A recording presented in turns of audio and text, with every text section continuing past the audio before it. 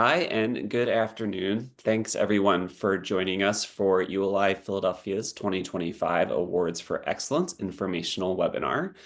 Before we get started, I just wanted to quickly note that we are recording today's program. So if you're joining us live, we're happy to make a recording available. But in case you are joining us live, I did want everyone to be aware that we are recording today's conversation.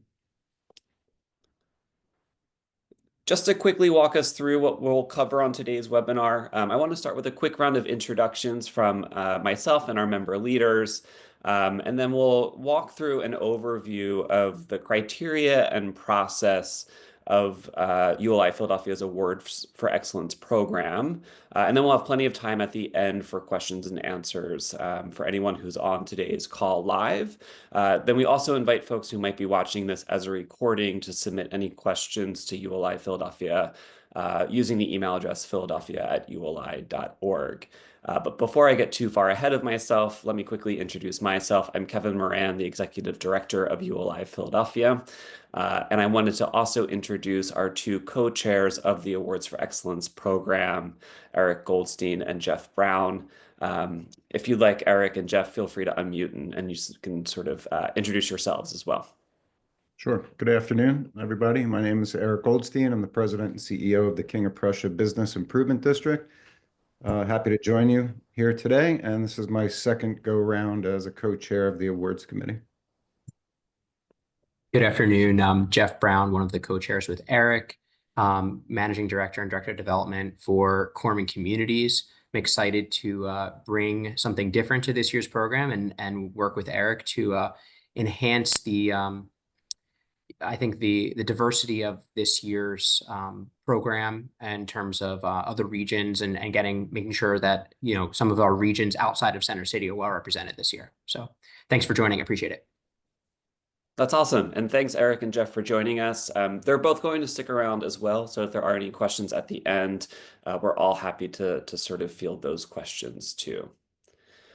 Really quickly, just in case anyone is unfamiliar, I wanted to take a second just to provide a really high-level overview of the Urban Land Institute. For anyone who might be unfamiliar, we are a mission and membership-driven organization with the mission to shape the future of the built environment for transformative impact in communities worldwide. At ULI Philadelphia, we're the district council of the Urban Land Institute, effectively the chapter of ULI here in the Philadelphia region. But I want to emphasize region when I say ULI Philadelphia. As Jeff alluded to, we serve members in Philadelphia and the metropolitan area, but also in the Lehigh Valley, central Pennsylvania, Delaware, and southern New Jersey. So as a global organization, we represent more than 45,000 members around the world. And in the Philadelphia region, we represent over 900 members in that footprint that I just mentioned. One of the really unique things about ULI as an organization, our members really represent the interdisciplinary nature of real estate and land use. So we aren't members of any individual sector of real estate or land use, but our members represent every discipline. So we're developers and investors from the public sector and the private sector, engineers, contractors, planners. Basically, anyone who's involved in the real estate or land use process from start to finish has a place within ULI. And I think you'll see that interdisciplinary nature reflected in the types of projects that ULI recognizes through the awards program, as well as the criteria that's used to select finalists and winners in our awards program. So to really quickly kick things off, looking at the different categories that we recognize in the ULI Philadelphia Awards for Excellence, we recognize both projects and individuals. This is relatively new. The ULI Philadelphia Awards occurs on an every other year basis. And 2 years ago was the first time that we introduced an individual recognition into the awards program. The projects we've been recognizing for a long time. On the project side, though, we've historically have always recognized small scale, large scale, open space, as well as programs, policies, and plans. For this year's 2025 program, we're also introducing a new category for mid-scale. What we actually realized was that we were getting a significant number of applications that really kind of fell somewhere in between that small scale and large scale category, and it was really hard to kind of judge some of those applications against one another. And so we felt like it was really appropriate to introduce this new mid-scale category. The other thing that I wanted to mention on the project side of things is that it's asset type neutral. So ULI, we represent every sector within real estate and land use. And so small scale, mid scale, large scale projects, whether it is industrial, residential, mixed use, commercial, is irrelevant. We're just looking for the very, very best in real estate and land use, independent of asset type. When we talk about open space, we're looking at sort of, projects that represent outdoors and open spaces, but specifically projects that are open to the public. And when we're looking at programs, policies, and plans, we're really looking at initiatives that advance diverse and inclusive growth and investments in a community or in the real estate industry. And we do have some examples of all of these different categories at the end of today's presentation to hopefully paint a little bit of a clearer picture of some of the types of projects that have won or that would be eligible for future awards as well. On the individual side, we have two separate categories. We have an emerging leader and a visionary leader. I will say that they're unlike the projects where it's very specific, under 50,000 square feet or over 200,000 square feet. There's no hard and fast definition of what is an emerging leader or what is a visionary leader. But again, we'll provide some additional information about who we recognize in the 2023 awards programs, just to show and to sort of demonstrate, I think, what we sort of come to understand to be an emerging leader and to be a visionary leader. But the individuals are selected based on nominations, and so it's really up to the nominator to decide, are you nominating someone in the category of emerging leader or visionary leader? So I'm going to start by talking about projects, and then we'll spend a little bit of time talking about the individual award program as well. But as we talk about project eligibility, first and foremost, we are a membership organization, but project submissions can come from both members and non-members. So you do not need to be a member to apply for a ULI Awards for Excellence program. You can be a member of or a practitioner in the private sector, public sector, or nonprofit. All of those projects are eligible. If it is a private sector project, the submission fee is $300. If it's a nonprofit or public sector project, the submission fee is $150. Projects do need to be substantially completed need to have been substantially completed between January 1st, 2020 and January 1st, 2025. Essentially, we're looking for projects that have been substantially completed within the last 5 years. Without getting ahead of ourselves, there's a reason for that, and it has to do with some of the judging criteria as it relates to market acceptance of projects, and I'll explain a little bit more about that when we get to the criteria.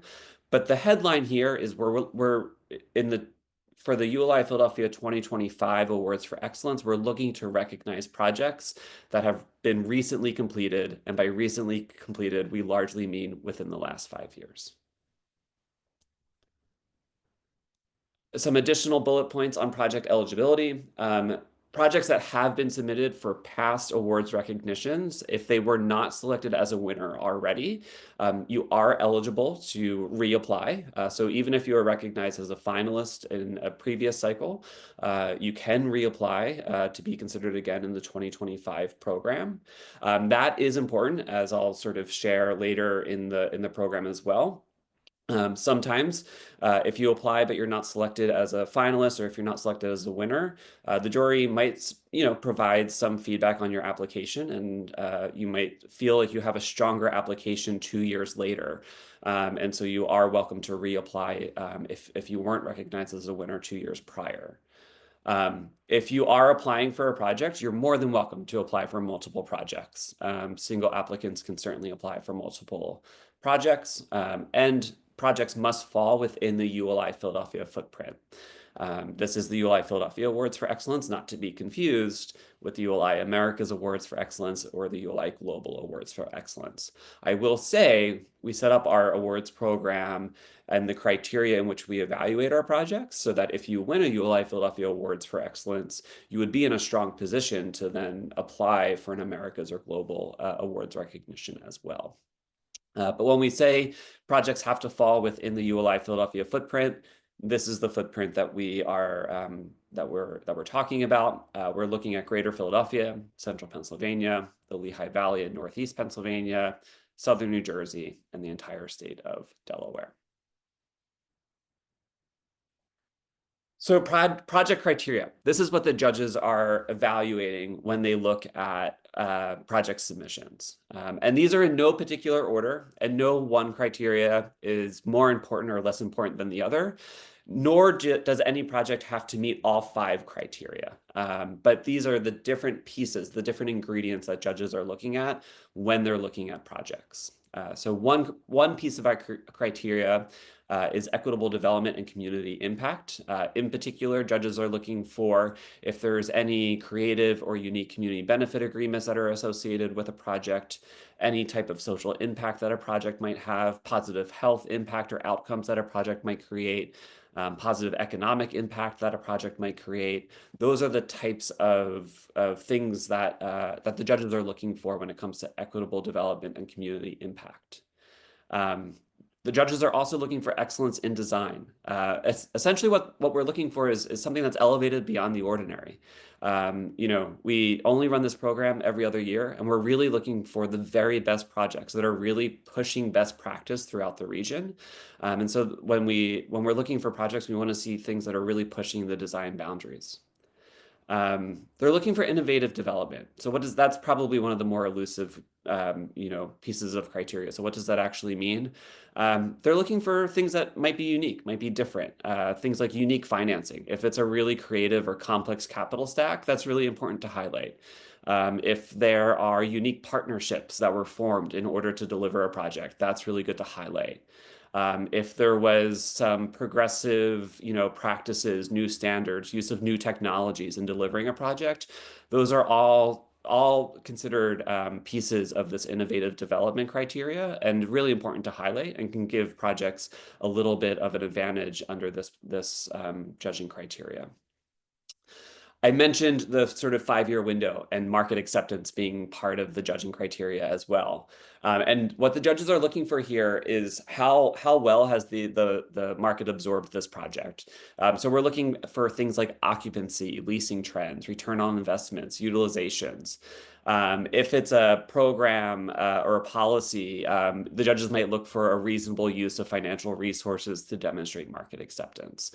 But this is part of the reason why we're looking for projects that are substantially completed, because market acceptance is a really big part of what the judges are looking for in terms of their overall criteria of the project. And then finally, they're looking at resilience and sustainability as well. So we're looking for environmental and sustainable stewardship within the projects. This is including projects that you know, really emulate smart growth, that integrate you know, high standards of building performance, that you know, maybe are celebrating best practice around transit-oriented development, that are, you know, pushing resilient infrastructure in new ways. So anything that can really sort of craft a narrative around resilience and sustainability is quite important as well. And I use that word narrative pretty specifically as well, because the narrative is really important. So when we start to look at the review process for the awards for excellence, it's important to note our jury is made up of a national group of ULI leaders who evaluate every single application that is submitted. But it's also important to note that the jury is evaluating these projects solely on the information that is submitted in the application. So the jury is not visiting the projects in person.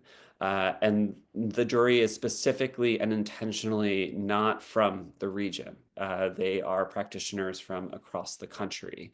And so it's really important to put together a really compelling narrative and a really detailed description of your projects when you're submitting these applications. Because in a lot of ways, that's the only thing that the jury has to go off of.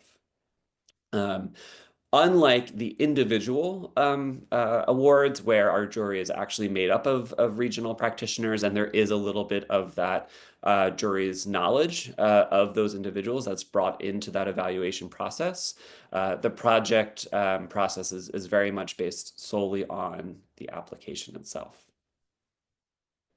So what's required to submit a project application? First and foremost, the application requires some contextual information. So all submissions require contextual maps, at least one, but you can include up to 2 contextual maps. A description of the project, and again, I can't emphasize enough how important a really strong narrative for the project is.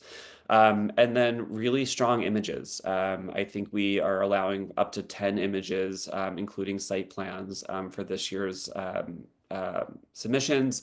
And again, because the jury is not visiting these projects in person, the more images, the better narrative, the stronger, the more rich description that you can provide, the stronger application that you'll have. On the individual award side, again, we have 2 categories, the emerging leader and the visionary leader. And these are really designed to recognize people and leaders who have demonstrated a significant and sustained leadership role in championing excellence within the ULI Philadelphia regional footprint. We've already talked about what that footprint looks like. They can be individuals from the public, private, or nonprofit sectors. And nominees are evaluated on leadership and collaboration and impact criteria. So there's 2 verticals of criterias, and all nominations are kept confidential. So we never reveal to the nominees who the nominator was. So you're welcome to nominate anyone who you think is deserving of the award. What do we mean by leadership and collaboration and impact?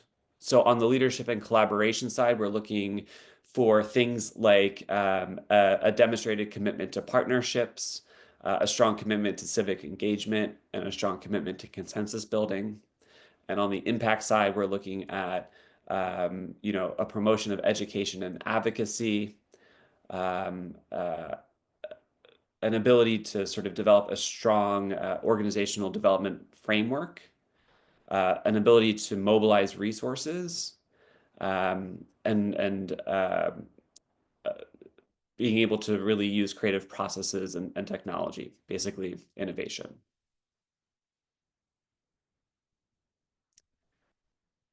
So that's a quick overview on both the projects and the individual side. And again, just in order to kind of paint a little bit of a picture of what past projects have looked like in order to offer some additional guidance on what future eligible projects might look like.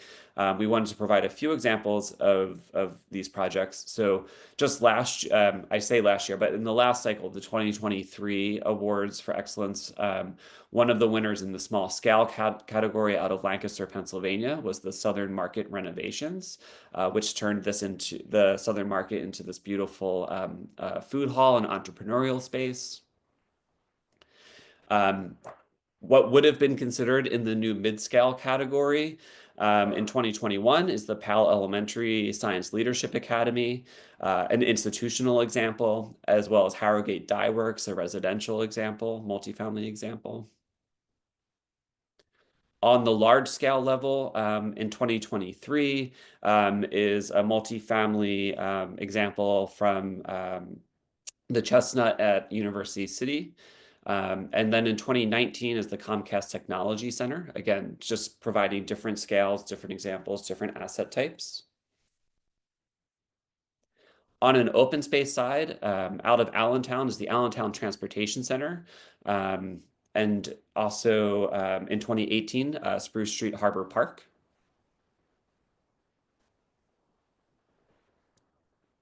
An example of programs, policies, and plans, 2021. This was, if you remember, during the pandemic, the Philadelphia Housing Development Corporation won an award for their Philadelphia Rent Assist program. In 2019, Philadelphia Horticultural Society won an award for their land care program. And then on the individual leadership awards, going back to the last cycle, the first time we had the awards program, we recognized Jerry Sweeney as our inaugural visionary leader and Lindsay Scanapico as our inaugural emerging leader. And the one thing that I'll note too about the leadership awards, it's not a requirement that the recognized leaders participate in the awards ceremony. But if the folks who are nominated are available to participate in the ceremony, what worked really well in 2023 that we would love to sort of replicate again in 2025 is putting those two individuals in conversation with one another, which really creates a really fun sort of program for the celebration that then happens in May when we announce all of our winners. So speaking of the timeline then, back in December, we opened applications for both projects and individuals, and applications remain open for projects through March 1st. So basically, you have all of February to submit applications, and they're due by 5 p.m. on March 1st. All throughout March is when judging occurs, and into April a little bit. April 4th, all individual nominations are due by end of day. And then in late April, all finalists will be announced, both for the project finalists, and we'll also announce the winners of the individual leadership awards as well. And then in May, we have our Awards for Excellence celebration. That'll be on May 21st at the Fittler Club, and winners are announced live during that celebration. So I think that wraps up the sort of overview of the awards program, the process, and the timeline. Happy to take any questions from folks who might be on the call live today. And again, if anyone is listening to this as a recording and you have any questions, I invite you to send those questions to Philadelphia at uli.org as well. So any questions?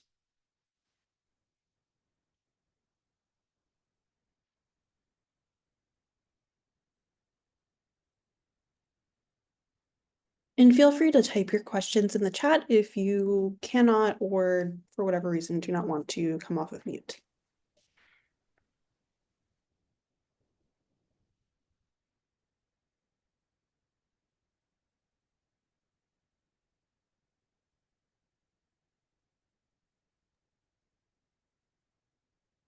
What is, oh yeah, sorry, Alicia, go ahead. We do have one question from the chat, which is what is the difference between the emerging and visionary leader categories? Yeah. So the simplest difference is for emerging leaders, we're identifying folks who are early in their careers, and for visionary leaders, we're looking at folks who I would say are at the sort of pinnacle of their careers. That's really the key difference. We don't put ages around that. I think folks can be at the pinnacle of their careers at any point of their life, and folks might be, emerging developers at different points of their life too. It's a good question because we did have the discussion of do we put sort of ages around an emerging developer, but what if someone, has changes careers, late in life and they're new to the real estate, they could be an emerging developer late in life. So we don't put ages around it. So it's really about years of practice more than anything else. But we would define it really as an emerging developer is someone who is sort of coming up in their development career, and a visionary leader as someone who's really at the pinnacle of their career.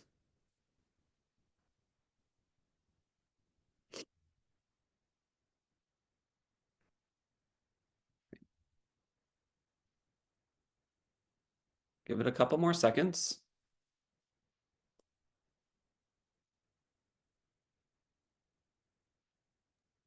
Another question in the chat. Are submissions limited to developers of the project, or can anyone involved submit for recognition? That's a great question.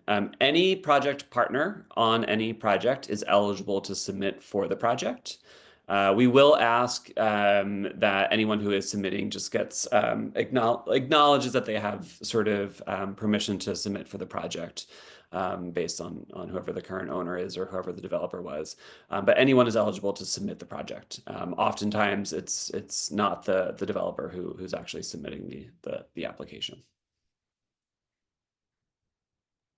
Just to add some context there, we've had everything from developers to the architect, the contractor make those submissions in the past, and sometimes they even work together on it. So that's totally normal.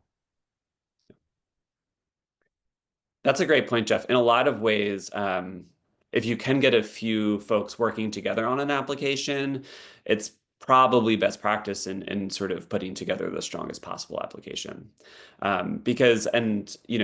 Because the ULI award, it's not a development award, it's not a design award, it's not a deal transaction award. It's a little bit of all of the above. It's unique in that way. And so the more collaboration you can have in putting together the application, I would imagine you might find that you have a stronger application at the end of that as a result.